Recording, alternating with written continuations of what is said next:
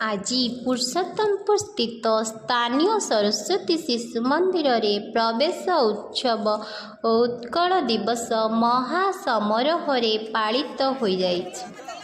ଏହି ଉତ୍ସବର ପ୍ରାରମ୍ଭରେ ଶିଶୁ ଭାଇ ଭଉଣୀଙ୍କୁ ବିଦ୍ୟାଳୟର ଗୁରୁଜୀ ଗୁରୁମା ଫୁଲଚନ୍ଦନ ଦେଇ ସ୍ୱାଗତ କରି ଶୃଙ୍ଖଳିତ ଭାବରେ ପ୍ରବେଶ କରାଇଥିଲେ। ପ୍ରାର୍ଥନା ମଣ୍ଡପରେ ହୋମ କାର୍ଯ୍ୟ ସହିତ ବିଦ୍ୟା ସଂସ୍କାର ଉତ୍ସବ ଅନୁଷ୍ଠିତ ହୋଇଥିଲା। ଉକ୍ତ ହୋମ କାର୍ଯ୍ୟକୁ ପଣ୍ଡିତ ଶ୍ରୀ ବଳରାମ ଦାସ ମହୋଦୟ ପାରମ୍ପରିକ ରୀତିରେ ପୂଜା ଅର୍ଚ୍ଚନା କରି ଶିଶୁଙ୍କୁ ଉଜ୍ଜ୍ୱଳ ଭବିଷ୍ୟତ ପାଇଁ ମଙ୍ଗଳ କାମନା କରିଥିଲେ। କିଛି ନୂତନ ଶିଶୁ ଖଡ଼ି ଛୁଇଁ ବିଦ୍ୟାରମ୍ଭ କରିଥିଲେ। ତତ୍ସହିତ ଉତ୍କଳ ଦିବସ ପାଳନ କରାଯାଇଥିଲା। ଏହି ଉତ୍କଳ ଦିବସରେ ପ୍ରଧାନ ଆଚାର୍ଯ୍ୟ ଶ୍ରୀଯୁକ୍ତ ନିରଞ୍ଜନ ଡାକୁଆଙ୍କ ତତ୍ତ୍ୱାବଧାନରେ ଶ୍ରୀମତୀ ପ୍ରମୋଦିନୀ ସାହୁ କାର୍ଯ୍ୟକ୍ରମକୁ ପରିଚାଳନା କରିଥିଲେ। ଶ୍ରୀମତୀ ନିବେଦିତା ପଣ୍ଡା ଅତିଥିଙ୍କ ପରିଚୟ ପ୍ରଦାନ କରିଥିଲେ।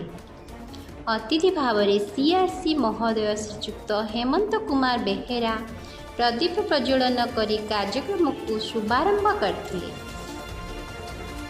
ପ୍ରଧାନ ଆଚାର୍ଯ୍ୟ ଶିଶୁ ଭାଇ ଭଉଣୀଙ୍କୁ ଆଜିର ଦିବସର ମହତ୍ତ୍ୱ ବିଷୟରେ କିଛି କଥା କହିଛନ୍ତି।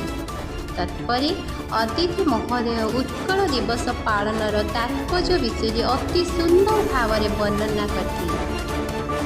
ପରିଶେଷରେ ବିଜୟ ଗୁରୁଜୀ ଧନ୍ୟବାଦ ଅର୍ପଣ କରିଥିଲେ।